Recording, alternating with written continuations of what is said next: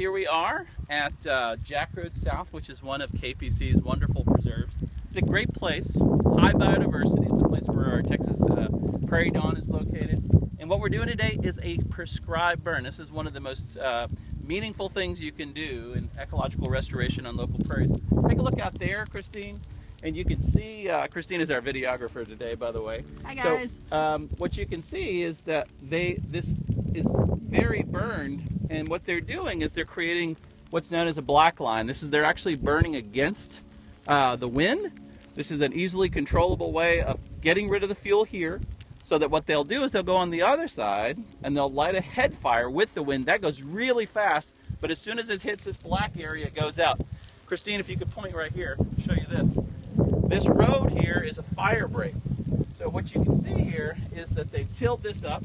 This makes it easy to control the fire because as soon as it hits this road, the fire goes out. So completely encircling this whole project today at Jack Road South Preserve is this fire break. It's really kind of a great way of controlling where the fire goes and where it doesn't go. So we're going to walk down this way. There's a lot of smoldering embers from earlier today when they lit this a few minutes ago. But they're actually kind of starting new fires right down here. You can see a little bit over there. It's been carrying against the wind, going kind of slowly.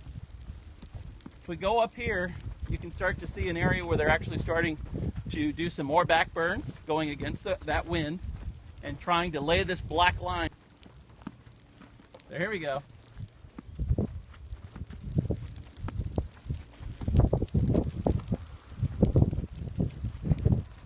All right, so here's some fire.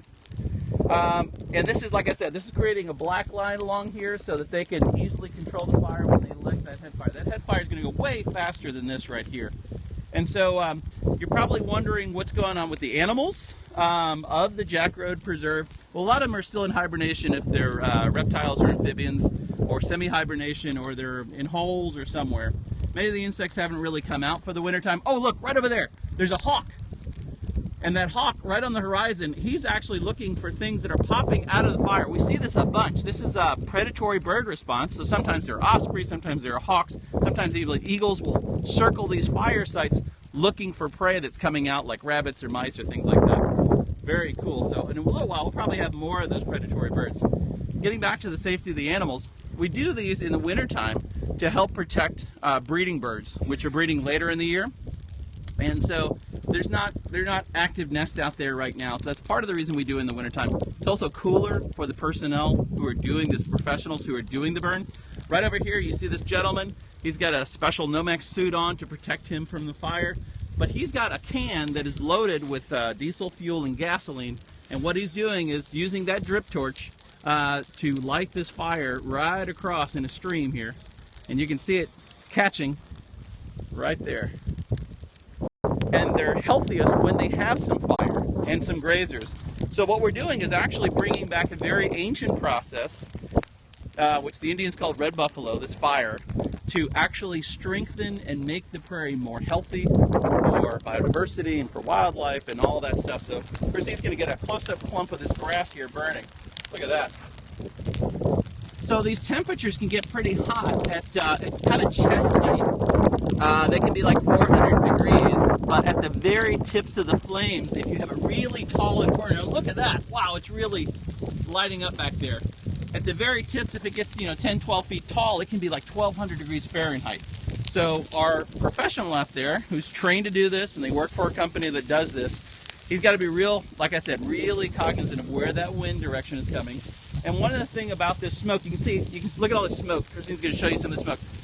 We got to be real careful about where the smoke goes. We don't want it to go over a highway, a road, a subdivision, anything like that, because if that happens, then we could be liable for any kind of damage or crashes or anything that happens. And so they're being really careful to monitor the wind all throughout this process, and they pick the day based on the weather and the availability of the crews. So it's a really professional operation they got going on here that's going to keep people safe, but also we're looking to keep people off of the preserve safe too. Wow.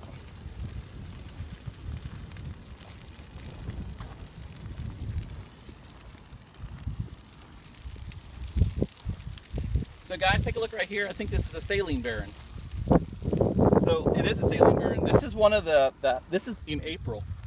And what's weird about this this place is real low. Green sort of flower looking things. It's one of the weird things that grows on this. This is called nostoc. It's a type of blue-green algae that's real crumbly when it's dry, but when it gets wet on these saline barrens, this actually turns into flubber. It's real kind of soft. It's a little bit like resurrection fern, if you know what the unit today. This preserve is because we want to improve the surrounding area for the Texas prairie dog and make sure that it stays open and grassy.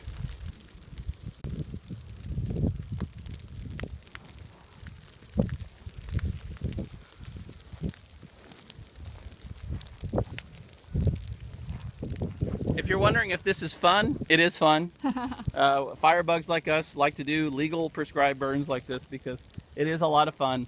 And you get to see, after a day's burning like this, how much impact you can have with relatively simple tools of fire at your disposal and a trained crew.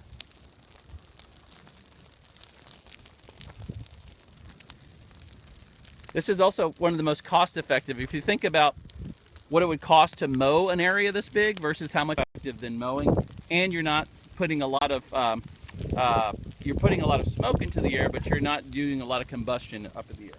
And it ends up being a lot better for the environment too, because you're not using herbicides or other things to control the plant material.